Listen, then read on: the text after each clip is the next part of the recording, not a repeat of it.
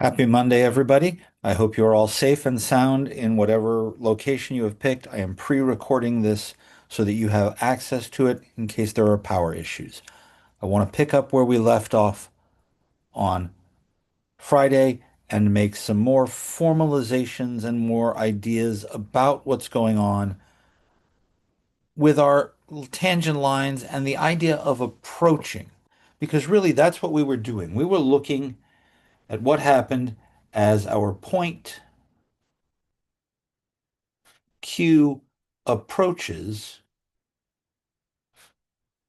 our fixed point P. And it's that approach idea that I really want to try and think about a little more. So let's consider a function.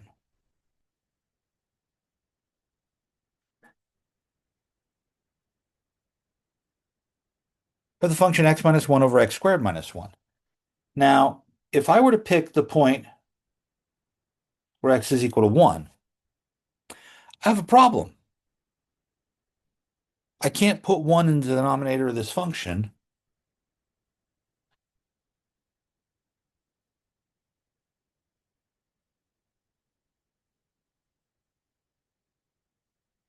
because what I get is an indeterminate form. I have a 0 on top and a 0 on the bottom.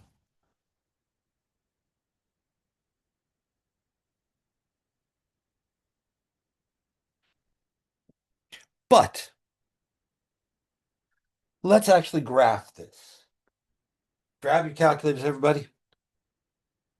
Let's take a look.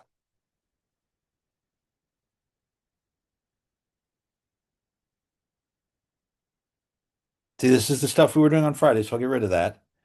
I have x minus 1 over x squared minus 1. And I'm going to look at this in the standard window, so zoom option 6.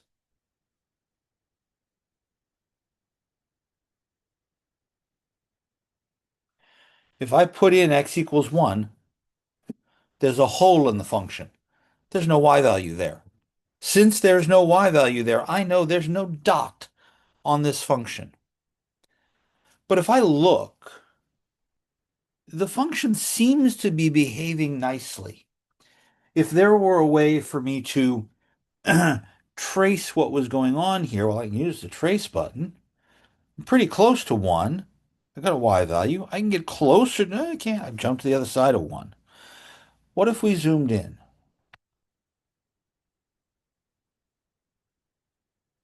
There's the 0.11. It looks like there's something going on, but we know there's no dot there. If I were drawing this by hand, I would have drawn a little open circle right there. There's no value. But if I were to make a table, see that table button? I got to set the table before I make the table. So second, table settings. My independent variable is set to ask. That means when I go to the table, it'll be blank. I can put in whatever x's I want. I want to put in things close to 1. I was clearly putting things in close to 0 before. If I put in 0.5, 0.9, 0.99, 0.999, 0.999, oh, too many decimal places. These are getting really close to 0.5. Now I pick numbers where x was smaller than 1. If I pick numbers where x is bigger than 1,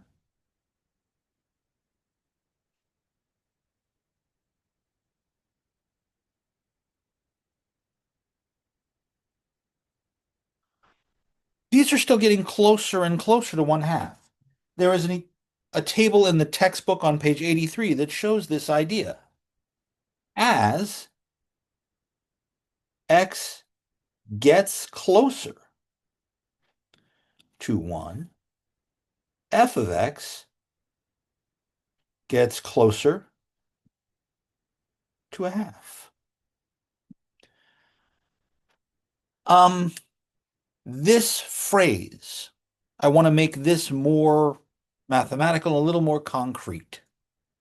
I'm going to write the limit as x approaches 1 of our function f of x is 1/2. Well, how do I say this in general? Okay, let's talk about a general idea. If I write the limit as x approaches some value a of my function is L. This means I can make the value of f of x as close to L as I want.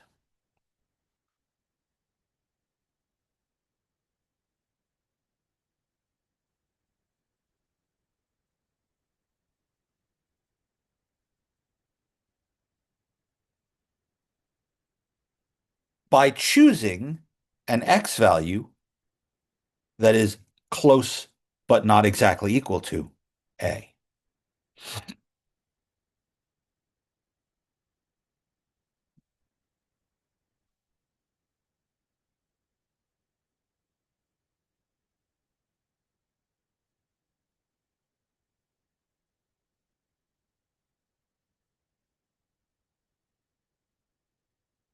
Think of this as a tolerance.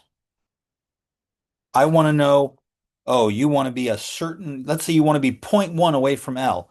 How close do I have to get to A to be sure that the Y value I spit out is going to be within zero point 0.1 of L?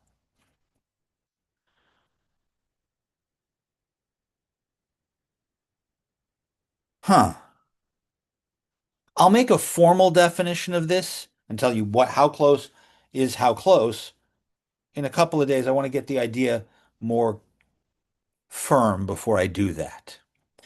Now, if I happen to have a nice function, again, nice is of questionable value, then I can actually just use the function itself.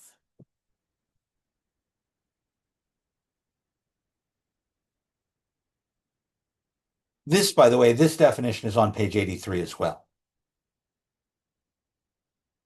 I think of this better, I do, visually. So here on page 84, I have this picture. Notice the difference between this picture and this picture is that little open circle. As you pick a value, you get closer and closer to L as you ride the graph in, whether you're coming in from the right or coming in from the left. As you're coming in from the left or coming in from the right, even though there's no Y value there. Even if the Y value were actually in a different place, I only care about what's going on as we get closer. It's almost like I'm covering up what's actually happening and just looking at what's coming in from each side. Hmm. Okay. If we were all sitting together, I would at this point say, are there questions? You're not here. So if you have questions for me, you should email me. You should pause the video and say, here at this point, I have a question.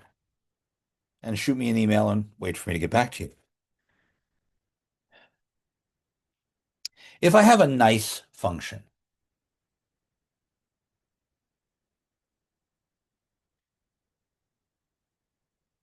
that one's easy because y equals x plus 1 is a straight line whose y-intercept is 1, whose x-intercept is -1, whose slope is 1. And there's the point 1, 2. As x gets closer and closer to 1, the y values get closer and closer to 2. And we could actually physically draw, hey, I'm going to go up and I'm going to get closer. And whether I get closer on the left or closer on the right, my y values are getting closer and closer to 2.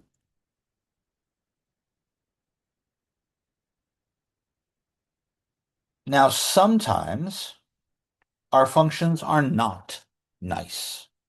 And when our functions are not nice, we're going to have to figure out some weird things going on here. Here is an unusual function.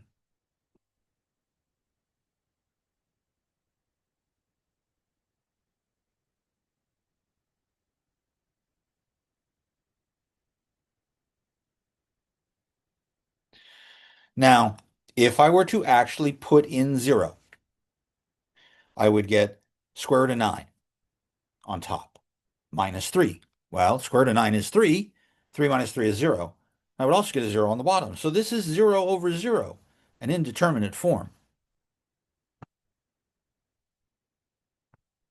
I'm going to put it in square root x squared plus 9 minus 3. Notice how I had to shift to the right to come out from the square root. Close off the top, divide by x squared. Here this is on the standard window again, zoom 6. It's really very small. So I'm going to zoom in. Zoom in at the origin. Oh, I see what's going on.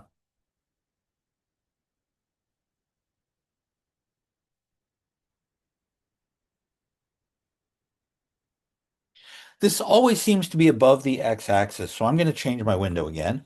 It seems to be very small. So I'm really only going to look between minus 1 and 1 in the x, and from very small values in the y. That looks, ooh, it bends a little, but it looks like it's going between 0.1 and 0.2. As a matter of fact, those numbers look like they're getting close to 0.1666. Well, that happens to be the decimal for 1/6. So if I were to base myself off of either a table, take a look on page 84, you'll see such a table. We could make such a table here.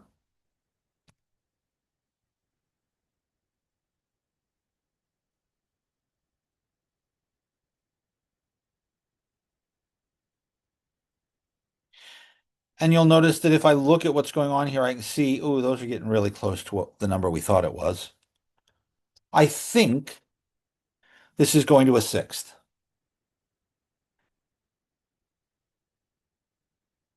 But here's an interesting idea. Let's go back to that graph.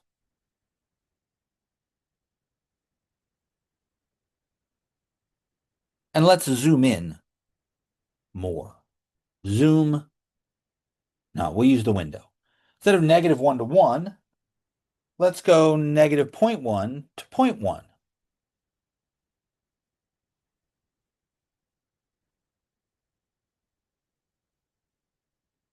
Oh, yeah, it looks like it's going to 1/6 right up there. But if I get really small, 0.00001, that's 10 to the negative 6th.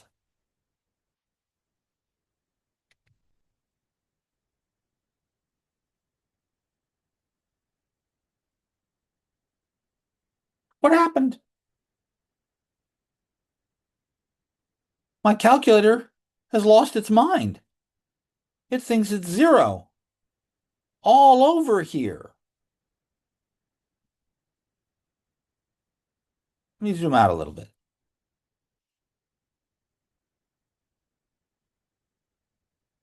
Yeah. The hell happened here? Why did my calculator screw up here? Well, here's the problem. If you take a number that is this small and you square it, what happens when you square 0.000001? You get 0.0000000001. If you square something that's 10 to the negative 6th, you get 10 to the negative 12th. And then you add 9. Now, my calculator is stupid. It can't keep track of infinitely many decimal places. So when you add 9, it drops off the last decimal place because it's too many decimal places in the memory of the number. So it thinks this is the square root of 9. Square root of 9 is 3. 3 minus 3 is 0, but the bottom is not 0. So 0 over something must be 0. My calculator borked. Page 85, we see an illustration of this drawn in a different graphing program. What we're seeing is a rounding error in the calculator. It looks like it should be 1/6. When I zoom in, I don't see that. Sorry about that. I hit my camera.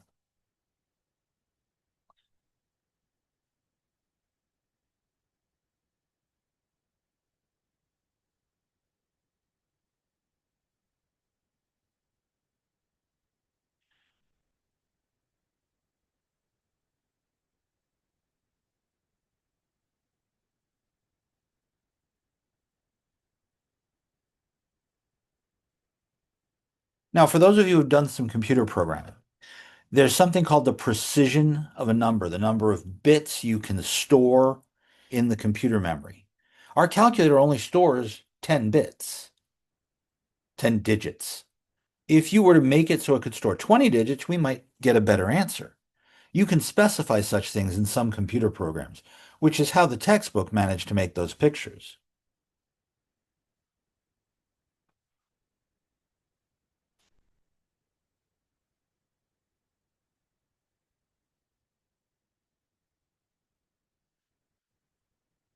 As a matter of fact, sometimes it's even a bigger problem, but we'll still be able to come up with a reason and a way to explain what's actually going on without just relying on a computer picture.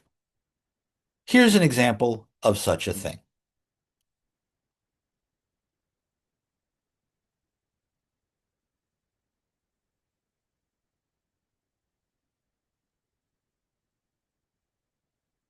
Now, again, I'm going to start with a picture.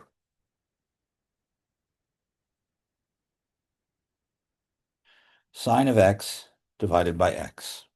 Please make sure your calculator is in radians. In this course, unless otherwise specified, every angle given, every trig function thing is in radians. Degrees are evil, we'll never use them. Unless we're doing a physics or problem related to the world, in which case we'll have to convert. We'll do that later. So I'm going to go back, set my window.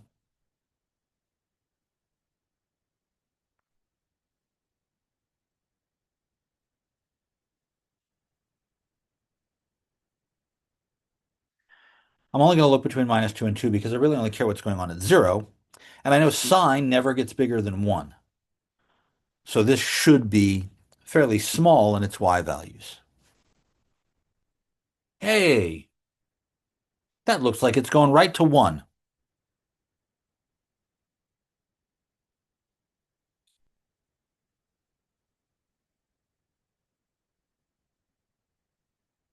However, again, if I actually put in the numbers, I get a blank because sine of 0 is 0. So this is 0 over 0. It's an indeterminate form. I could make a table. I could tell you that the reason I know this is going to work out to be 1 is because of a table. But I'm going to use trig. Let's consider the unit circle.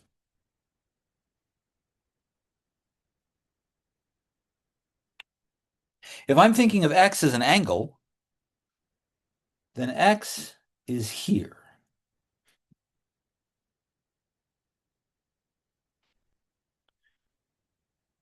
But by definition, a radian is the same as the measurement of the arc of the circle compared to the radius. If this is the unit circle, the radius is 1. So I'm going to blow this piece up.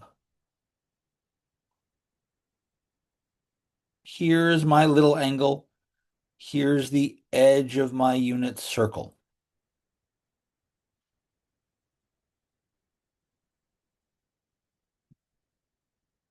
And remember, this is my angle. That means that the length of this piece of arc is x.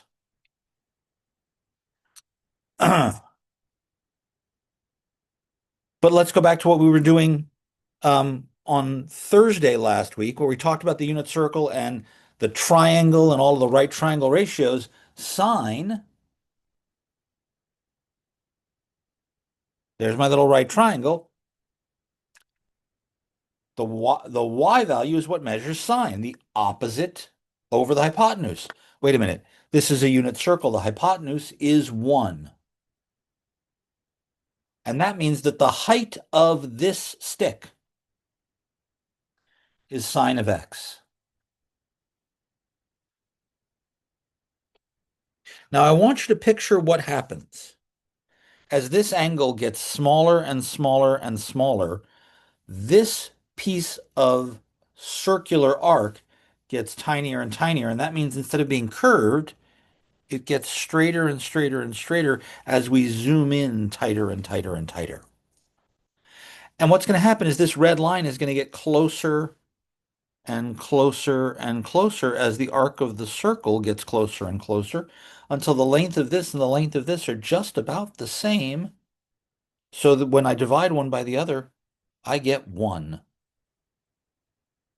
We will actually prove that that is the correct answer in a different way, but it turns out that this works. And since this works, I'm going to keep this fact in my back pocket for later. This is a true statement, and it can be found in the book on page 85. I think that's a really useful limit to have. Now, again, some limits are easy. Some limits are harder. Again, now I would ask, are there any questions? But you're not here. We'll keep going for the moment. Email me with your questions.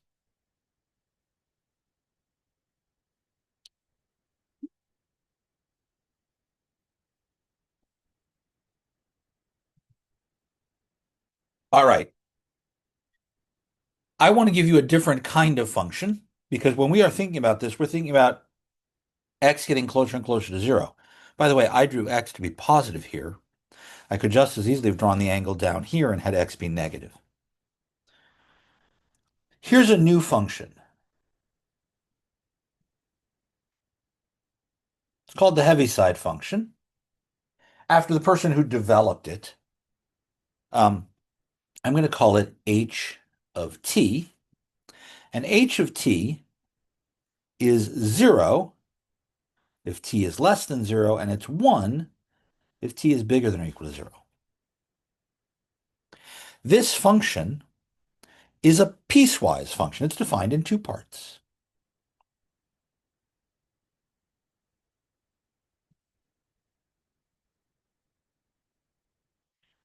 If I want to graph this function, whenever t is less than 0, we're here. Whenever t is bigger than 0, we're up here.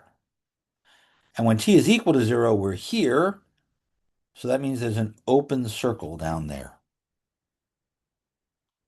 Now here's an interesting idea. What is the limit as we approach 0?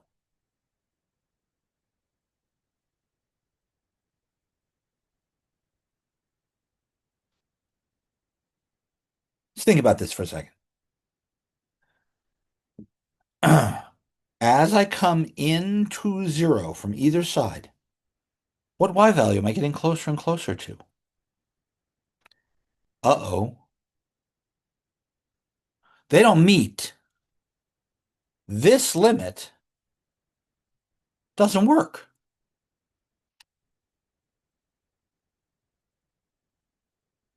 Does not exist. I will use this abbreviation frequently.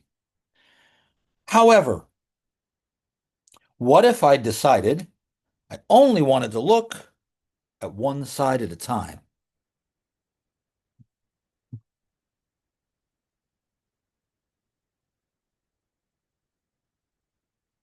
If I was thinking of the limit, remember we actually cover up the point as well. If I was thinking of the limit as we go to 0 only on this side, I can do that. If I think of the limit as we approach 0 only on this side, I can do that. So we can actually have what are called one-sided limits. And we're going to modify our symbol just a little bit to think about a one-sided limit.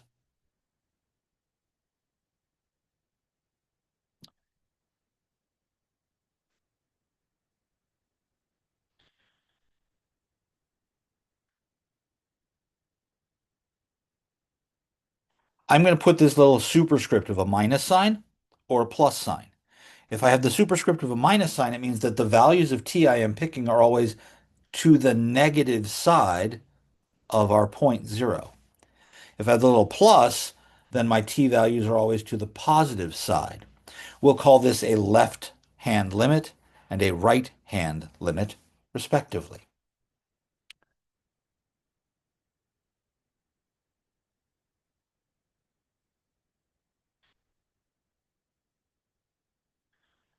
You'll also see the phrases approaching from the left or approaching from below, because negative numbers are lower than positive numbers. You'll also hear the right-hand limit or approaching from above.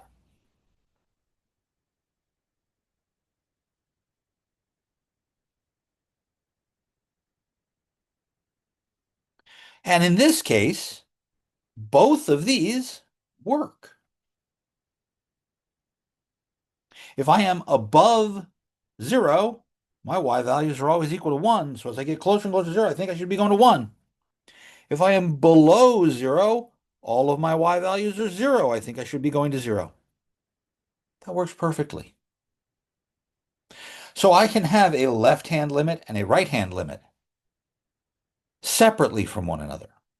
But I only have an overall limit when these both work and they match. Here is a theorem, a mathematical statement that is true and provable.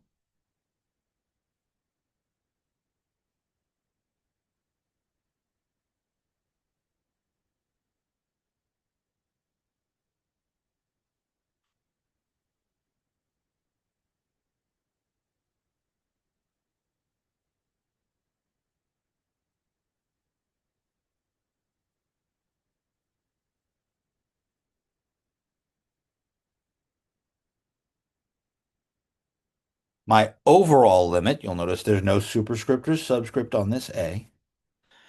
This is both sides, is L, if and only if, means this is true if these are true if this is true. It goes both ways. We'll sometimes see this symbol for if and only if.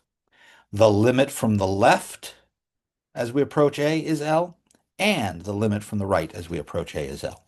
So you have to get L from both sides to get L overall. This is going to sound silly, but it's stuck in my head because it sounds silly. You're only going to L if you're going to hell from every direction. Great thing to say at a Catholic school. Let's go to L. No.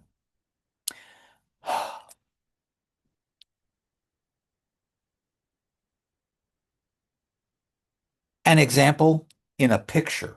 Page 87 in our textbook. Here. Here's a graph. Please notice, if we want to know what's going on at 2, do we have a limit at 2? Well, the limit as x approaches 2 from the left makes perfect sense. The limit from the left of 2, that value is 3. From the right of 2, the value is 1. That means the value overall does not exist. On the other hand, at 5, the limit as we come in from the left of 5, that looks like it's going to 2. As we come in from the right of 5, that looks like it's going to 2. So all 3 of these are 2.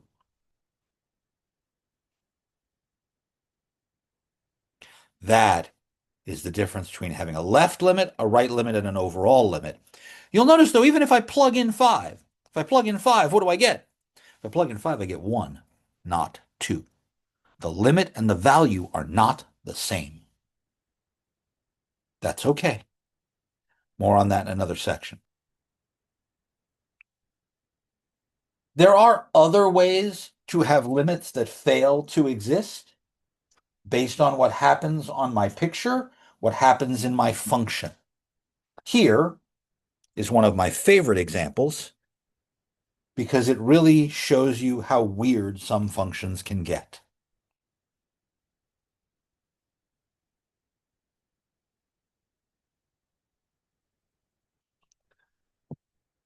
Hmm. If I go to graph this function,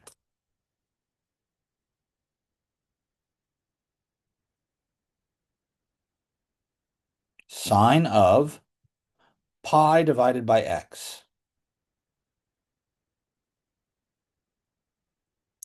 Sine is going to go between -1 and 1, so I need to give myself a little more room on the y-axis. And I want to go a little bit further on the x-axis on both sides. Ready?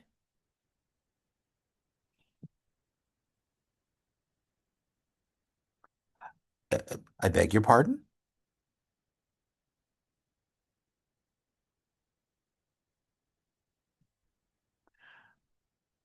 Oh, as we look closer and closer here at 0, this is going up and down. It's going crazy. As a matter of fact, let's think about what's happening here. Pictures on page 88 in our text.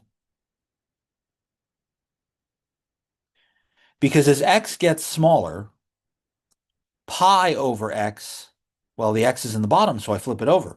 If x is 1, well, then it's sine of pi. But if x is a half, then it's sine of 2 pi. And sine of 2 pi is 0. Sine of 3 pi is 0, and 4 pi is 0. It's going to be 0 a lot as we get closer and closer in, right?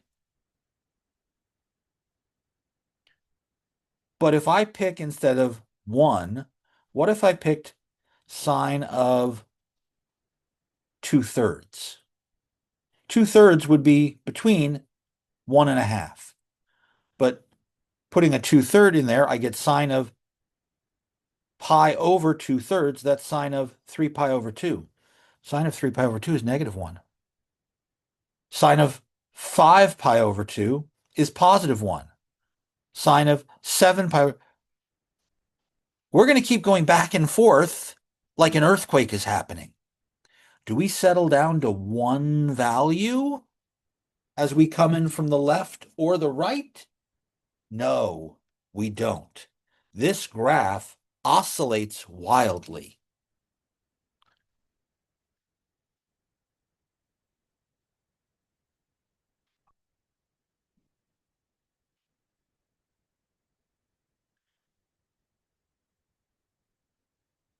So once again, I'm in a position where my limit doesn't exist. Ah, crud. It was going so nicely, and then this happened. So it is possible that we have really weird behavior on one side, on the other side, on both sides. Maybe they don't match. Maybe they come in different places. There are all sorts of options.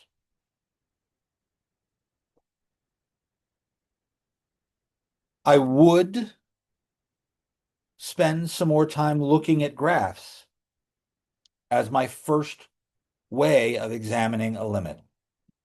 I want to know what's going on with a limit. I'm going to draw a picture, see if I can understand.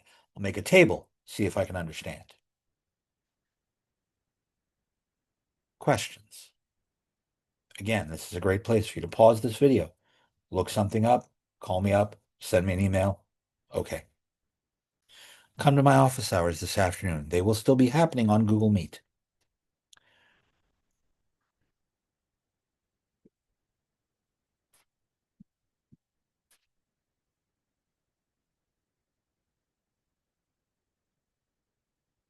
I want to think about this example. 1 over x squared. As x gets closer and closer to 0, that means x is a really small number. When you square something small, it gets smaller. So if I pick zero point 0.1, I'll have 1 over zero point 0.1 squared. Well, that's 1 over zero point zero 0.01. That's 100. Whoa.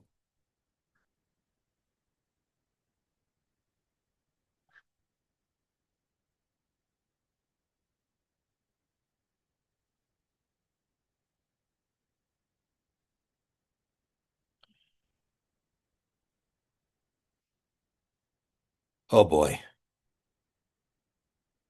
As this gets closer and closer to zero, these go and get huge. As a matter of fact, if I were to ask you to graph this, what would you see at x equals 0 in the picture?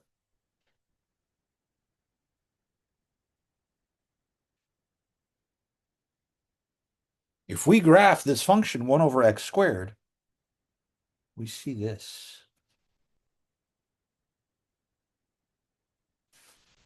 We are going up without any boundary. We keep going up, keep going up, keep going up. This value goes to infinity.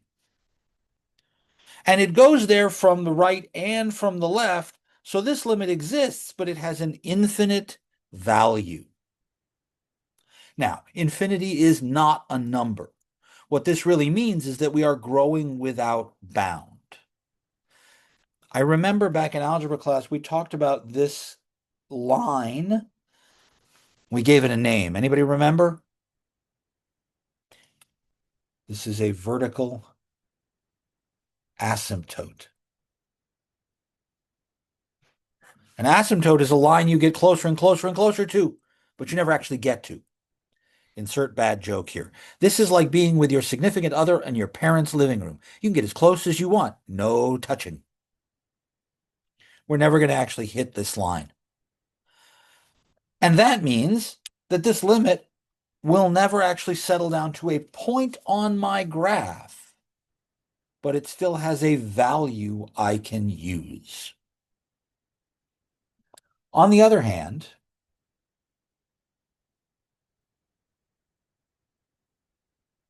this one does not exist.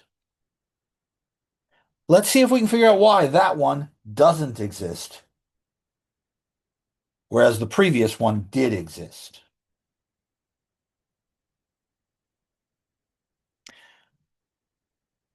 If I graph this,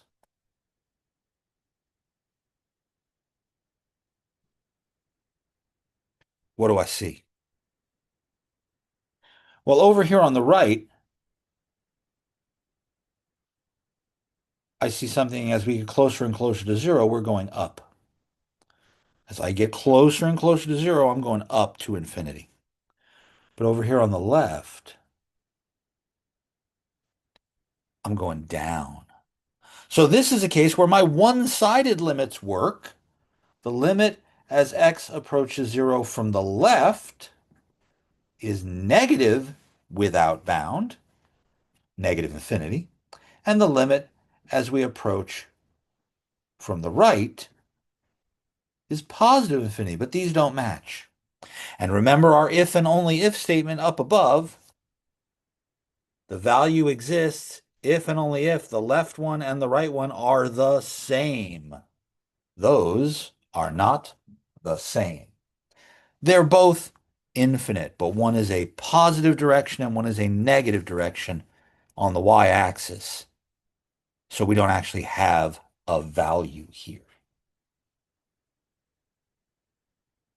Intuitively, as I get closer and closer to A, my number gets mind-numbingly huge. Whether it's a mind-numbingly huge positive thing or a mind-numbingly huge negative thing is less important than the fact that it is huge.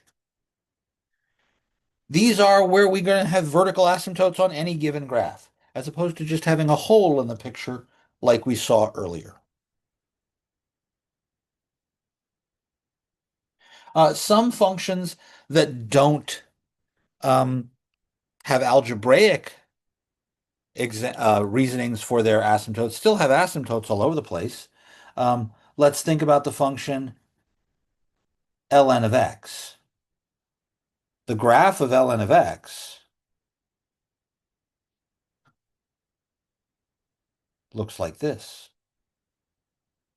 Going through the point 1, but it has a vertical asymptote. But it's only defined, the domain is only defined when x is strictly bigger than 0. So I can only talk about the limit as x approaches 0 from the right. There is nothing on the left of this graph. This, by the way, goes down and down and down without ever stopping. Think about the tangent of x.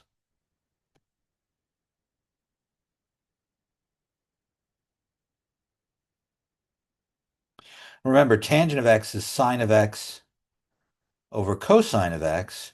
So it's going to be equal to 0 on the bottom here a lot.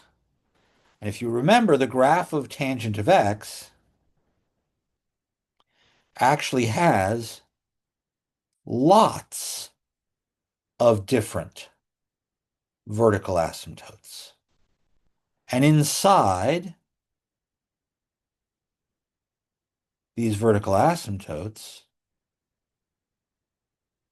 we have a graph looks like this. This is at pi over 2.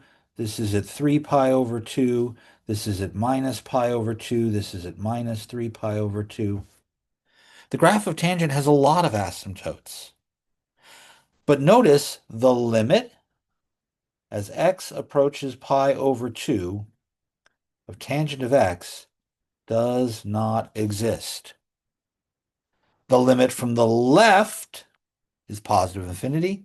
The limit from the right is negative infinity.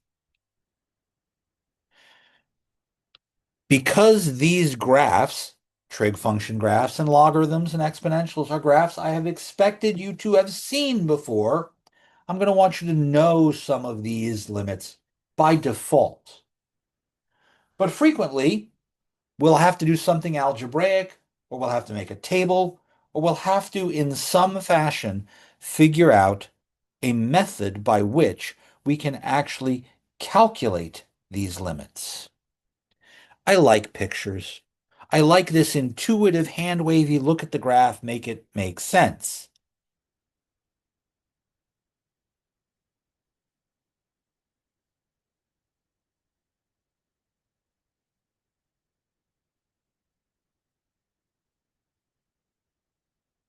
But algebra was designed to replace geometry. I don't want to have to do this by waving my hands at a picture or calculating a table over and over and over and over again. I want to do this algebraically. And this question is the one I am going to answer on Wednesday. There are methods we can use to make our lives easier algebraically. So, I won't see you on Tuesday. I do expect to see you all on Wednesday. I'm hoping that the roads will have been cleared. I hope you have all been warm and safe and comfortable during this snowy Monday. And I will see you all on Wednesday. I will have office hours this afternoon. If you want to see me in office hours, you should, let me share my screen for Chrome. You should go to our course Canvas page and you should click this link in the web links section where it says Google Meet for office hours. I will be there on Tuesday from 1:50 to 3:30. I will be at that link. If you want to click that link to see me right there, it'll get you there. Have a wonderful day.